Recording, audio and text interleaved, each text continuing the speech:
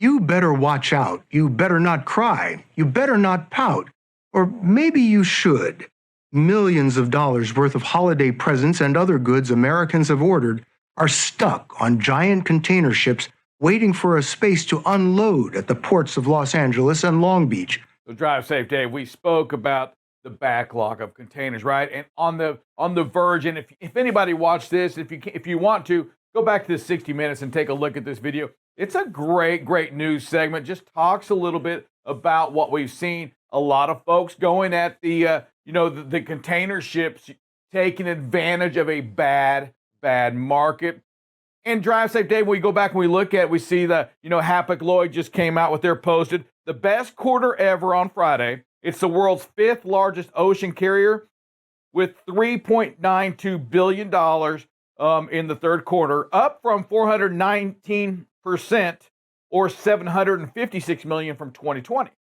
They're making cash. They're making cash, and when you go back and you look at some of this, I think the arguments are, well, they haven't done anything except take advantage of a market is what they is. It's not like they've gone through and made any more efficiencies on their side. and that's where I think boats aren't moving the public faster. is and let's face it, the people that are complaining are us here in the United States because the shelves are empty. And it's not just them. Maersk, the largest shipping container in the world, $5.4 billion in September alone, profit, $7 billion in the third quarter. This is their most profitable quarter in their 117-year existence. Here in the United States, it's not real impressive what we have. A lot of antiquated machines, the technology isn't there. The data is horrific at these places, meaning they don't know how to use the data. And what they're trying to do as well, heck, drive safe, Dave, you have here the Federal Maritime Commission is going to attempt to pinpoint on how data can speed the flow of containers. They're so less efficient than, say, the airlines.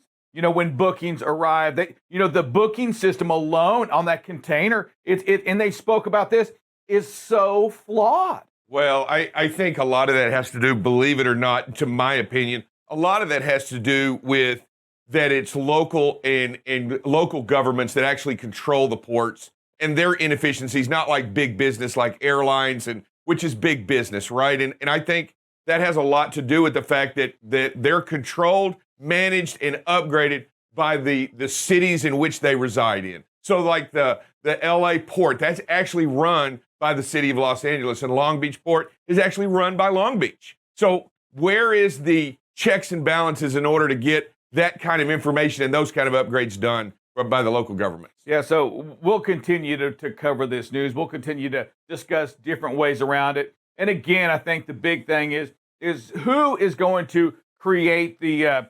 the answer to this problem, this worldwide, this nationwide problem.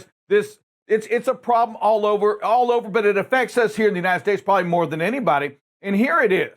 I mean, it's just bottlenecks, and we're going to keep talking about bottlenecks, but it's just bottlenecks. And if we have the vision to see a bottleneck, well, we got to start fixing them. And the first bottleneck, obviously, right, is in that port. I mean, so we got to fix that one first. We have to divert ships somewhere else. You can't just keep them coming in. And I hear that let's pay an extra $125 million, whatever that dollar was, to get them rerouted. Well, let's just not bring them there right now. Let's get those other ships somewhere else. Let's find a way. Drive safe, Dave. We've got to clean up these chassis and these containers. There's got to be a better system within the booking system. A big need for the autonomous vehicles within the ports to get the containers out of there and bring them back in. Use the autonomous trucks to grab the trailers, the chassis, all that, and take it outside the port and bringing it back in to keep that congestion out, because the autonomous vehicle and technology will always be able to find which container it's supposed to pick up. It will take the human aspect out of it, right? Of talking to the hostler or talking to somebody else inside that port, just going in and going out. I do believe this, drive safe, that the autonomous vehicle will start now in these ports as opposed to the over-the-road truck. Yeah, I think not only will the autonomous vehicle, but electrical too. I mean, I think we're going to build to both. I get that, but the electric, unless the electric is autonomous, it's not going to help anything. The autonomous has got to go in there and pick up. It's got to create the efficiencies that humans don't do it. Drive safe, Dave. You know, some of my favorite things that we do, and I think is your color the Jamaican color? Is that kind of it? Is that Usain Bolt's color? He's almost as fast as I am, but yeah, it might be. You know, Usain. You know, is it Usain Bolt, the world's fastest human? He ran the 100-meter in 9.8 seconds. I think he set a record in that 9.8 or 9.5 seconds. The record for Mr. Usain Bolt. The dude is fast, and we had a brand new record just set as well. Did you see? A 105-year-old, she set the new record, a new standard for greater than 100 years old on the 100-meter sprint. And drive safe, Dave, what took Mr. Usain 9.5, 9.6 seconds? It took, I think, I'm trying to see it here. It was a minute and 2 seconds, I think. A minute and 2 seconds. That's about pretty my good. Time. That's about my time. That's not bad. That is not bad at all. Okay. Here you go. 1 minute, almost a minute and 3. 1 minute, 2 seconds, 0.95 to do that. That's impressive. And you know what? Congrats to you. You know, congrats to you, Grandma, for making that happen. To keep it going too, right? Yeah. How? And she is 100 and 10. I think 105. Count down the seconds so you don't get yourself in a bad situation. I'm going to hop in here. We saw a video yesterday in which a driver ran over a mattress in the road, right? And it looked like maybe there was it hit the car as well, maybe. Who knows on that side right there? But it was a car in front of us, and we couldn't see what's going on. Drive safe, Dave. Buckle up, Bob. We are blind right now. Yes. We have no idea what's going on. 1001, 1000. I'm too close. I must back off. But I make a worse decision. Yes. I mean, come on. This is what we look and learn and make sure we're doing the right thing. Right. And right here, you're only 130 feet. Like you said, you went from bad, you're still tailgating, and it doesn't look like it, but it is. And now you're 40, 30, and you can't see. If that mattress is there now, right? There's no chance. I can't even get to. I'm stuck at wool. I can't get to 1,000. Yeah. You're not even at the end of this video. You're not even a truck length between you and the vehicle in front of you. As you can compare here on the road, how dangerous is this? You have left yourself no visibility, no out, and no way to be successful in the regards to safety. I've gone from at least I can get to 1,001 to now what? I mean, if you verbalize it, if you say it, you don't do it, perhaps. We want to make sure we look and learn from these videos, and that's the beauty of these. We can look at some of these videos, and my goodness, we find ourselves caught in these situations all the time. We must be a safer group of drivers. We've got to protect not only our image, but we've got to protect life. And when we make moves like this, we're not protecting life because we don't know what's in front of us, in front of this billboard that's right in front of us. Drive safe. We don't know anything in front of us. You're just running blind. So this is a bad situation that could get very, very worse. Absolutely correct. And here, again, we talk about the weather. You can see the ice on the windshield, the ice on the grass and stuff. Yes, the roads are probably wet, but 66 miles per hour is too fast for these conditions. There's nobody in front of you, but you got to worry now about yourself, jackknifing, hitting a slick patch. It's that time of year as these temperatures change over. You've got to be careful. The overpasses, right? Drive safe. Yeah. Hey, the road may be wet, but you're going to come up an overpass that could freeze. If it's freezing on your windshield like that, trust me, the overpasses are icy and slippery as well, aren't they? Absolutely. It's a great tail sign. Yeah, so if you're getting ice on the windshield and you're getting ice on the ground and you're getting ice coming down, that overpass is going to be precarious because it won't melt. It will stay icy, and you're going to get into these precarious situations, especially when you come up behind a four-wheeler or another vehicle as they slow or brake. You've got to make sure that you're prepared, and I agree with you, Bob. In this situation, back off and slow down just a little bit. Yeah, these roads can only get very, very worse. So want to make sure that we are focused on the roads. Yeah, we talk about situational awareness, and that's, the situation you're in is, hey, hey, it's dangerous. Yeah, your road may be wet, but like you said, you've got to be thinking about the overpass that they're out there, right? You usually don't go more than 2 or 3 miles in these areas where you're going to come across some bridge at some point if it's crossing a small creek or a highway, another roadway itself. You know, again, you got to watch the four-wheelers. This is kind of brings you to the Shakespeare, I think, or is this the one that's just cutting? Nah, this one's just ready to cut off. Okay, we got another one that's even more Shakespeare. I remind me of Shakespeare. To exit or not to exit? That is the question. But again, you got to watch out for them. That's this one here. You know, this car here gets in the exit lane, right? To exit, then says nope. To exit, to not exit, and says, oh, yep, maybe I better. Mm-hmm. You know, so you just gotta be mindful of that. Watch for it. You know, late at night. This is like 2 in the morning, yes, no, I believe. Maybe yes, no, yes, no, yes. Yes. So just be careful of it. Great job by this driver. Look at the space coming back from there so that they can react to that. No chance of hitting that vehicle. As we go through here, you know, lane changes, right? Watch them, slow it down. And the thing about this video, that driver wasn't sure either, but that's why you got to slow down.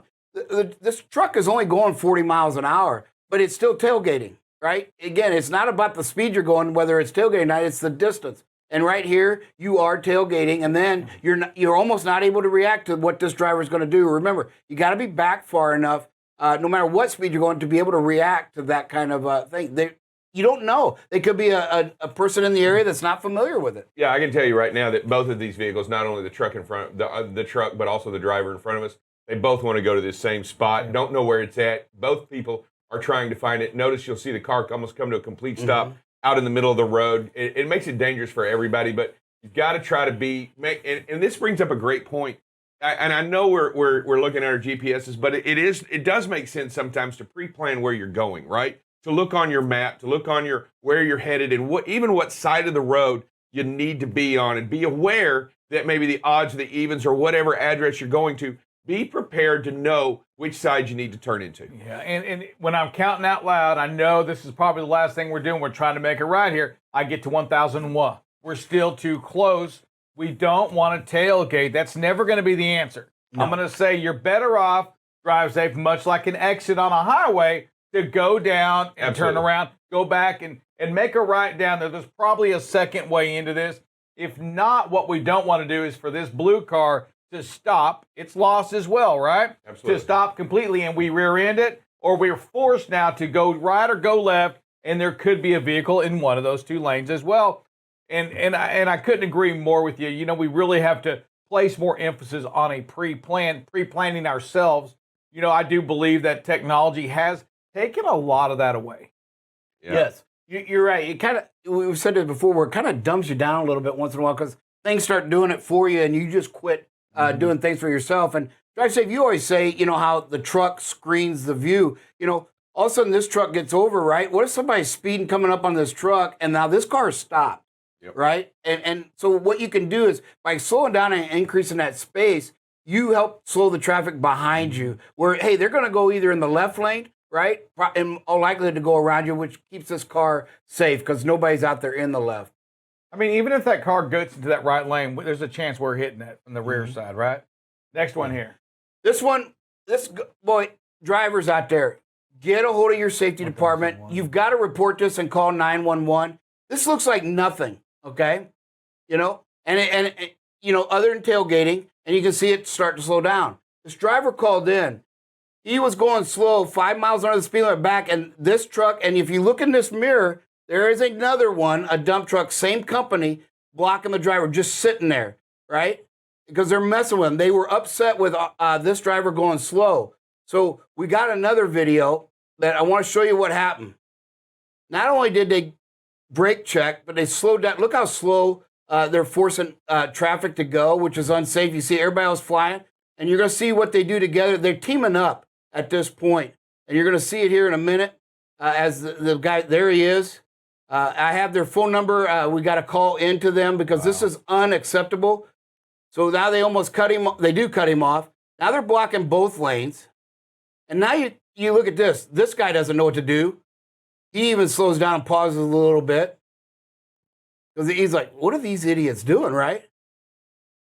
And this driver finally pointed to the dash cam. They were gesturing at him, and they left him alone eventually. But look at all the traffic and what they're causing here by doing what they're doing, and they're going to force stoppage right here.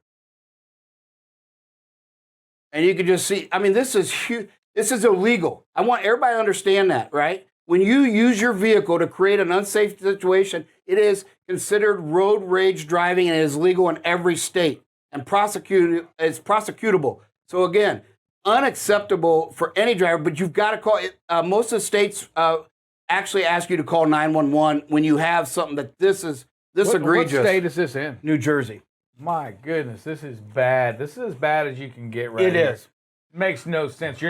Again, we don't know. Let's just say that the driver on this, that it's got the camera here, did something crazy on accident on purpose. This doesn't make it any better. No. All we're doing is taking a chance on life out here on this road right now. This is not the place to do any of this. And I'm telling you, man, this is bad stuff right here, as bad as you can get. Yeah, the first video doesn't really show a whole lot, but we requested more because after the driver's story, I was like, well, it's got to be on video then. And we absolutely was able to catch it. We've got the DOT numbers, we got the company's truck number or the phone number, and we'll be calling them. This week, we've been talking about Truckers Against Trafficking. It's an organization out there, and it's really geared to try to tackle the issue out there of human trafficking. And human trafficking covers everything from labor to sex trafficking.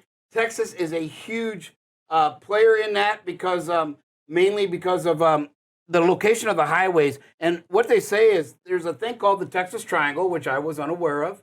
But it has some of the major cities, right? It goes from San Antonio to Houston up to DFW, but it also includes Waco, Austin, right? And some major cities. And it's because some of the most major highways, interstates pass through there, connecting these cities to the rest of the country.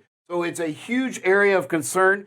We hope to either this week or next week get an officer that actually, in a routine accident stop, noticed some things, did some questioning, and actually caught one of these rings, and they're being prosecuted now. So we hope to get her on there. And later this week or even early next week, she's agreed to come on. But it's just mainly because of 20% of all trafficking victims in the U.S. travel through Texas. That's a huge number when you're looking at, in the millions of people that are affected in this country by human trafficking, and 20% of them pass through the state of Texas. So Texas is trying to be one of the leaders in this area, training their drivers. As I said yesterday, San Antonio already did some training, and there's some online stuff that we're going to have for you all later in the week as we wrap this up, where you can get involved and learn what to look for. The officer will help us as well in what to look for and give you a little bit of training as we move forward.